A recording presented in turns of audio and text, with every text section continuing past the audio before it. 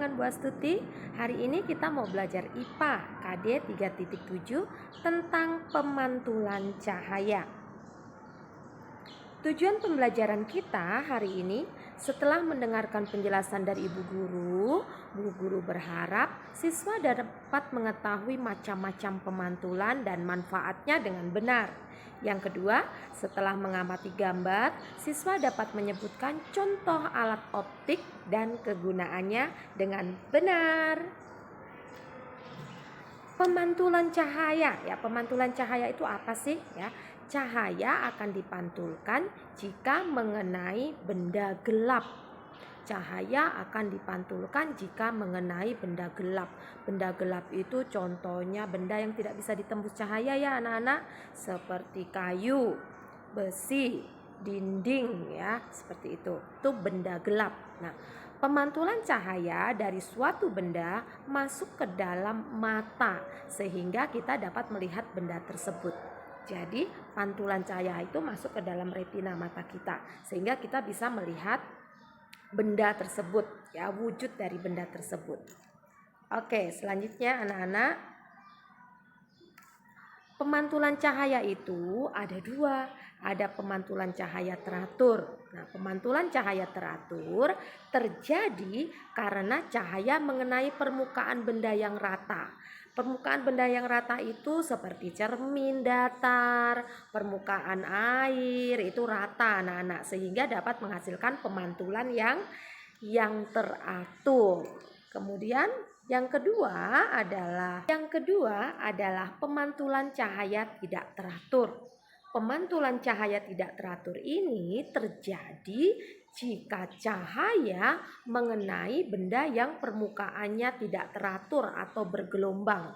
Contohnya jalan berbatu. Kemudian misalnya air yang sedang bergelombang, ya, itu akan menghasilkan pemantulan tidak teratur. Oke, sekarang kita mau masuk ke pemanfaatan sifat cahaya pada alat optik. Nah, anak-anak, ini kita akan membahas contoh-contoh alat optik ya. Yang pertama adalah lup, seperti pada gambar itu namanya lup. Lup itu digunakan adalah alat bantu melihat benda yang berukuran kecil. Misalnya tulisan di buku yang kecil ya, itu bisa dilihat menggunakan lup. Ya, itu merupakan alat bantu. Lup ini terbuat dari sebuah lensa cembung. Ya, ada lensa yang berbentuk cembung ya. Jadi lup ini terbuat dari lensa cembung satu ya. Kemudian sifat cahaya yang digunakan adalah cahaya dapat dibiaskan. Masih ingat kan tentang 5 sifat cahaya? Oke, itu yang pertama tadi adalah alat optik yang namanya lup. Yang kedua, kacamata. Nah, lensa kacamata dapat terbuat dari lensa cekung atau cembung. Nah, sifat cahaya yang digunakan adalah pembelokan atau pembiasan cahaya. Ya. Oke, selanjutnya mikroskop. Nah, mikroskop adalah alat yang dapat membantu kita untuk melihat benda-benda mikro, benda berukuran kecil ya, sangat kecil seperti bakteri atau jamur. Jadi beda dengan yang lup tadi ya. Kalau lup itu masih kelihatan sih sebenarnya, masih kecil ya, tapi bisa masih terlihat. Tapi samar, maka harus bantu dengan lup. Beda dengan mikroskop. Kalau mikroskop ini bendanya sangat mikro, sangat kecil sekali, seperti jamur. Jadi nggak kelihatan anak-anak. Jamur misalnya ada kotoran bakteri di kulit kita. Ini misalnya itu nggak kelihatan, tapi kalau pakai mikroskop itu bisa kelihatan. Ya, jadi mikroskop dapat memperbesar benda itu sampai 100 kali ya, tergantung jenis mikroskopnya anak-anak ya. Maka ada yang semakin besar juga. Oke, selanjutnya periskop. Periskop adalah alat yang digunakan untuk kapal selam mengamati keadaan permukaan laut. Jadi biasanya periskop ini digunakan di kapal selam ya. Periskop menggunakan 2 cermin datar yang terletak di dasar dan bagian ujung. Jadi ada di dasar dan ada di bagian ujung bagian atasnya ya.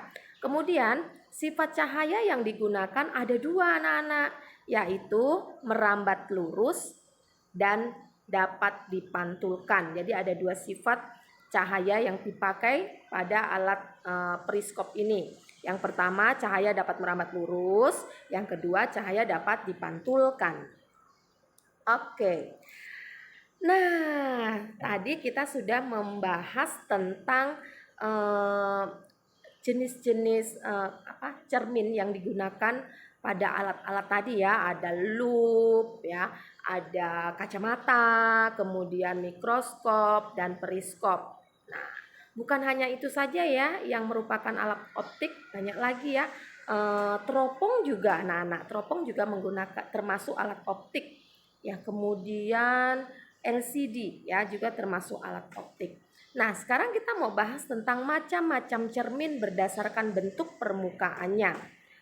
Berdasarkan bentuk permukaannya, cermin itu ada cermin datar ya. Cermin datar itu yang biasa kita gunakan untuk bercermin ya, kaca hias ya, kaca cermin untuk berias itu cermin datar.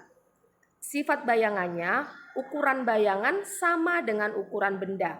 Jadi kalau kamu tinggi ya sama tingginya dengan yang terpantul dari cermin itu. Nah, seperti itu anak-anak.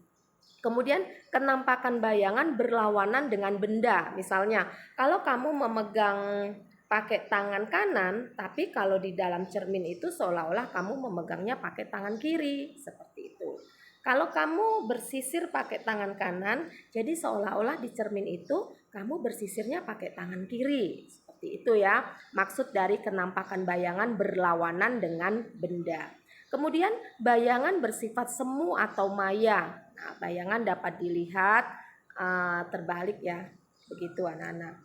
Kemudian dua, yaitu cermin cekung. Jika benda dekat dengan cermin bayangan bersifat tegak ya. Jadi sifat-sifat cermin cekung ini, jika bendanya dekat dengan cermin, maka bayangannya bersifat tegak, diperbesar dan semu atau maya. Nah, kemudian jika bendanya jauh ya dari cermin, maka bayangannya bersifat nyata, terbalik, diperkecil. Apa-apa saja yang tergolong contoh-contoh dalam cermin cekung itu bagian sendok yang paling depannya. Bagian sendok yang depannya itu termasuk cermin cekung. Kemudian senter ya, senter juga menggunakan cermin cekung. Kemudian lampu mobil juga menggunakan cermin cekung. Oke. Selanjutnya cermin cembung ya. Tadi ada cermin datar, cermin cekung dan cermin cembung berdasarkan permukaan cermin ya. Cermin cembung itu sifat bayangannya semu, tegak dan diperkecil dari ukuran benda yang sebenarnya. Yang memanfaatkan cermin cekung contohnya itu adalah spion mobil ya, spion motor itu menggunakan cermin cekung. Kemudian bagian belakang sendok makan kita, bagian belakang sendok makan kita itu juga contoh dari cermin cembung. Oke anak-anak, semoga dapat dipahami ya untuk pelajaran IPA tentang cahaya, kemudian tentang cermin, kemudian alat-alat optik. Selamat belajar, sampai ketemu di video berikutnya. Bye-bye.